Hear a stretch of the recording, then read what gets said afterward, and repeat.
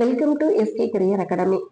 Dear students, அதாவது பார்த்தீங்க அப்படின்னா உங்களுக்கு யூஜி ஆர்எஸ் கவுன்சிலிங்கான ரவுண்ட் 2க்கான கவுன்சிலிங் ஷெட்யூல் வந்து அனௌன்ஸ்மெண்ட் கொடுத்துருக்காங்க. ஸோ அந்த அனௌன்ஸ்மெண்ட் வந்து எப்போ ரிஜிஸ்ட்ரேஷன் பண்ணலாம், எப்போ சாய்ஸ் ஃபில்லிங் பண்ணலாம் அப்படின்றத வந்து இந்த இதில் நம்ம பார்க்க போகலாம்.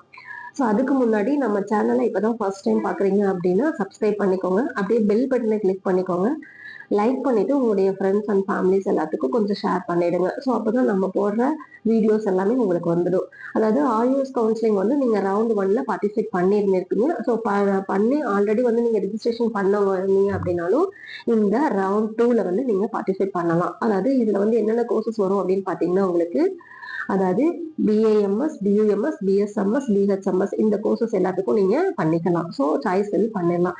அதாவது இப்போ ரிஜிஸ்ட்ரேஷன் அண்ட் அப்கிரேடேஷன் எப்போ வந்து பண்றீங்க அப்படின்னு பாத்தீங்கன்னா உங்களுக்கு 24th 2025ல அது 11 AM அதாவது இன்னைக்கு வந்து உங்களுக்கு ஸ்டார்ட் ஆகுது. ஸோ இன்னையில இருந்து 25th October 2025 ஈவினிங் 5 PM வரைக்கும் நீங்க ரிஜிஸ்ட்ரேஷன் அண்ட் அப்கிரேடேஷன் பண்ணிக்கலாம். ஸோ ரிஜிஸ்ட்ரேஷன் நியூவா ரிஜிஸ்ட்ரேஷன் பண்ற ஸ்டூடெண்ட்டும் பண்ணிக்கலாம். ஆல்ரெடி ரவுண்ட் 1ல பார்ட்டிசிபேட் பண்ணிருந்து எனக்கு இந்த காலேஜ் வேண்டாம், வேற காலேஜஸ் நான் வந்து பார்க்கணும் அப்படின்ற ஸ்டூடெண்ட்டும் வந்து இதுல ரிஜிஸ்ட்ரேஷன் நீங்க பண்ணிக்கலாம். அதே மாதிரி choice filling and choice locking எப்போ வந்து பண்றாங்கன்னு பாத்தீங்கன்னா உங்களுக்கு 26th October 2025 ஸ்டார்ட் ஆகுது. அது வந்து அதே மாதிரி 28th October 2025 ஈவினிங் 5 PM வரைக்கும் உங்களுக்கு choice filling and choice locking வந்து நடக்கும். அதே மாதிரி ப்ராசஸிங் ஆஃப் சீட் அலாட்மெண்ட் பார்த்தீங்க அப்படின்னா உங்களுக்கு 29th வந்து நடக்கும்.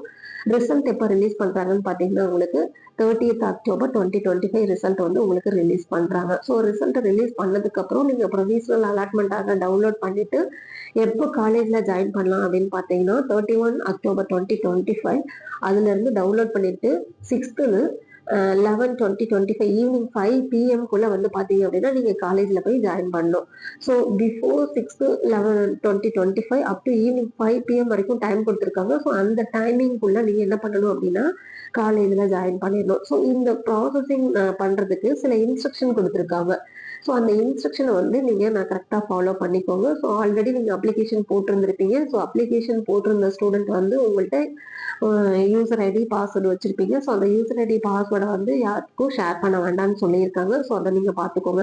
அதுக்கப்புறம் பார்த்தீங்க அப்படின்னா உங்களுடைய ஆர்யூஎஸ் கவுன்சிலிங்ல நீங்கள் சாய்ஸ் ஃபில்லிங் பண்ணணும் அப்படின்னா நீங்கள் ஆல்ரெடி வந்து ஃபர்ஸ்ட் ரவுண்ட்ல வந்து நீங்கள் 500 rupees பே பண்ணியிருந்திருப்பீங்க. ஸோ 500 rupees பே பண்ண ஸ்டூடெண்ட் இந்த ரவுண்ட்ல பே பண்ண வேண்டாம். ஸோ 500 rupees பே பண்ணாதவங்க நீங்க இந்த ரவுண்ட்ல வந்து 500 rupees வந்து கவுன்சிலிங் ஃபீஸ் பே பண்ணணும். ஸோ கவுன்சிலிங் ஃபீஸ் பே பண்ணீங்கன்னா அப்படின்னா தான் உங்களுக்கு சாய்ஸ் ஃபில்லிங் அப்படின்றது வந்து ஓப்பன் ஆகும் அப்படின்னு சொல்லி சொல்றாங்க.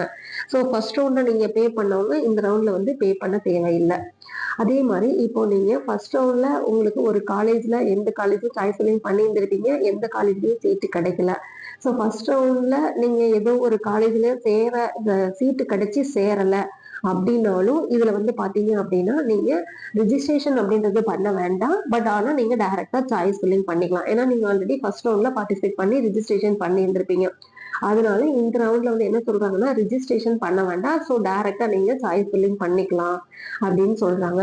ஸோ அதுக்கப்புறம் பாத்தீங்க அப்படின்னா நீங்க இப்போ ஃபர்ஸ்ட் ரவுண்ட்ல உங்களுக்கு இப்போ வந்து பாத்தீங்கன்னா அது என்ன சொல்றாங்க உங்களுக்கு candidate who have joined the seats is to opt for upgradation need to pay registration fees. அதாவது நீங்க ஃபர்ஸ்ட் ரவுண்ட்ல பார்ட்டிசிபேட் பண்ணிட்டு உங்களுக்கு ஒரு காலேஜ்ல வந்து ஏதோ ஒரு காலேஜ் வந்து சீட் அலாட் ஆயிருக்கு. சீட் அலாட் ஆயிருந்துச்சு அப்படின்னா நீங்க வந்து அப்கிரேடேஷன் கொடுத்துருக்கீங்க. ஸோ அப்கிரேடேஷன் கொடுத்துருந்தீங்க அப்படின்னா இந்த ரவுண்ட்ல வந்து நீங்க நியூவா ரிஜிஸ்ட்ரேஷன் பண்ணணும்.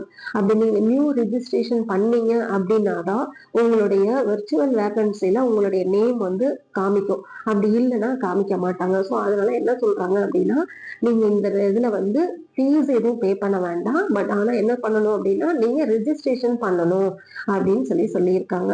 ஸோ அதுக்கப்புறம் பாத்தீங்க அப்படின்னா இப்போ சாய்ஸ் ஃபில்லிங் பண்ணும்போது யாரு வந்து 5000 rupees பே பண்ண தேவையில்ல அப்படின்னு பாத்தீங்க அப்படின்னா உங்களுக்கு இப்ப சாய்ஸ் ஃபில்லிங் பண்ணும்போது நீங்க வந்து ஆல்ரெடி 2.5 வந்து நீங்க இன்கம் சர்டிபிகேட் வந்து அப்ளிகேஷன் போடும்போது போட்டிருந்தீங்க அப்படின்னா அந்த ஸ்டூடெண்ட் யாராருன்னா SC, SCA, ST, BC and converted Christian இருக்காங்க. ஸோ இந்த ஸ்டூடெண்ட் வந்து 2.5 lakhக்குள்ள இன்கம் சர்டிபிகேட் அப்லோட் பண்ணிருந்தீங்கன்னா கவுன்சிலிங் ஃபீஸ் வந்து 5000 பே பண்ண வேண்டாம். ஸோ அதர் ஸ்டூடெண்ட்ஸ் எல்லாருமே வந்து நீங்க கவுன்சிலிங் ஃபீஸ் வந்து 5000 பே பண்ணணும்னு சொல்றாங்க. ஸோ கவுன்சிலிங் ஃபீஸ் 5000 பே பண்ணா மட்டும்தான் உங்களுக்கு சாய்ஸ் ஃபில்லிங் வந்து ஓப்பன் ஆகும். சாய்ஸ் ஃபில்லிங் விண்டோ வந்து என்ன ஆகும் அப்படின்னா ஓப்பன் ஆகும். அதே மாதிரி பாத்தீங்க அப்படின்னா இப்போ உங்களுக்கு ஃபர்ஸ்ட் ரவுண்ட்ல வந்து நீங்க ஏதோ ஒரு காலேஜ்ல வந்து நீங்க ஜாயின் பண்ணியிருக்கீங்க. ஸோ அதாவது உங்களுக்கு இடம் கிடைச்சிருச்சு. அந்த இடம் கிடைச்சதுக்கு அப்புறம் அந்த காலேஜ்ல எனக்கு வேண்டாம். ஸோ நான் அது வந்து நான் அடுத்த ரவுண்டு வேற காலேஜ் போறேன் அப்படின்னாலும் இந்த இந்த கவுன்சிலிங்ல வந்து நீங்க பார்ட்டிசிபேட் பண்ணலாம். ஸோ அந்த மாதிரி பார்ட்டிசிபேட் பண்ணலாம் அப்படின்னு சொல்லிட்டு இருக்காங்க. ஸோ அதுவும் நீங்க பாத்துக்கோங்க.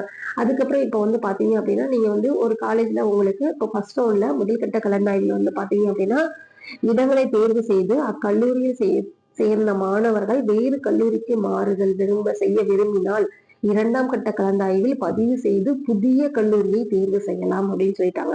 அதாவது ஃபர்ஸ்ட் ரவுண்ட்ல உங்களுக்கு வந்து காலேஜ் அலாட் ஆயிருக்கு அப்படின்னா நீங்க அப்கிரேடேஷன் கொடுத்துருந்தீங்க அப்படின்னா இப்ப இந்த ரவுண்ட்ல வந்து நீங்க புதுசா சாய்ஸ் ஃபில்லிங் பண்ணணும். ஸோ நியூவா வந்து நீங்க எல்லாரும் என்ன பண்ணணும் அப்படின்னு பாத்தீங்கன்னா சாய்ஸ் ஃபில்லிங் பண்ணணும். ஸோ அதை பாத்துக்கோங்க. அதே மாதிரி நீங்க இப்ப ஃபர்ஸ்ட் ரவுண்ட்ல கலந்துட்டு அந்த காலேஜ்ல வந்து சாய்ஸ் ஃபில்லிங் அதாவது ஃபர்ஸ்ட் ரவுண்ட் முதல்கட்ட கலந்தாய்வில் கலந்து கொள்ள தவறியவர்கள் நீங்க ஃபர்ஸ்ட் ரவுண்ட்ல வந்து என்னன்னா நாங்க பார்ட்டிசிபேட் பண்ணல, நான் எந்த சாய்ஸ் ஃபில்லிங்கும் பண்ணல, அந்த ஃபர்ஸ்ட் ரவுண்டே நான் மறந்துட்டேன் அப்படின்ற ஸ்டூடெண்ட் வந்து பாத்தீங்கன்னா நியூ ரிஜிஸ்ட்ரேஷன் இந்த ரவுண்ட்ல செகண்ட் ரவுண்ட்ல நீங்க பண்ணிக்கலாம். நியூ ரிஜிஸ்ட்ரேஷன் பண்ணிட்டு ஸோ செகண்ட் ரவுண்ட்ல நீங்க வந்து பார்ட்டிசிபேட் பண்ணலாம் அப்படின்னு சொல்லியிருக்காங்க. ஸோ உங்களுக்கு வந்து நீங்க இப்போ சாய்ஸ் ஃபில்லிங் பண்ணும்போது ரொம்ப கவனமா சாய்ஸ் ஃபில்லிங் பண்ணிக்கோங்க அப்படின்னு சொல்றாங்க. அதுக்கப்புறம் பாத்தீங்க அப்படின்னா உங்களுடைய சீட் மேட்ரிக்ஸ் வந்து பாத்தீங்க அப்படின்னா உங்களுடைய வெப்சைட்ல இருக்கும். நீங்க அந்த சீட் மேட்ரிக்ஸை செக் பண்ணிக்கோங்க. அதுக்கு தகுந்த மாதிரி என்னென்ன காலேஜ்ல எத்தனை சீட் அவைலபிளா இருக்கு.